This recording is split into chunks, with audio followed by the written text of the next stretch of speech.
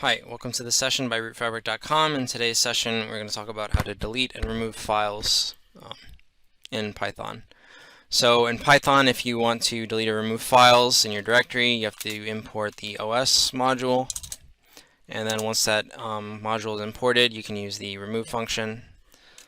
So you also want to check to make sure the file exists, because if it doesn't exist and you try to remove it anyway, you'll get an error thrown.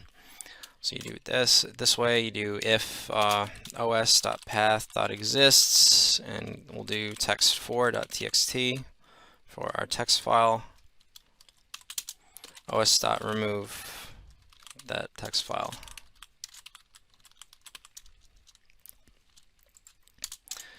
And then if it doesn't exist, we'll print a message: the file does not exist and cannot be removed.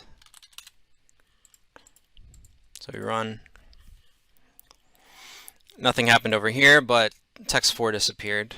So now we can do the same thing with text5. Run it again. Text5 disappears, and then text6, and text6 is gone. So when you're working with files, when you're reading to them, or I'm not reading to them, when you're writing to them or you're deleting them, those effects will be permanent.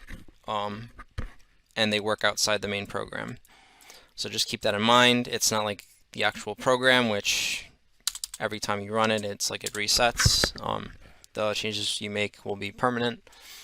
And then if you want to delete an entire folder, you could use the os.remove directory function, and then whatever the name of the folder is. So let's say folder 4.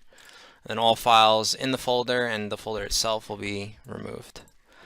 So this was just a brief introduction to deleting files. If you found this helpful and you want to learn more about file handling or Python, you can check out our tutorials and our classes at rootfabric.com. Thanks for watching. Bye.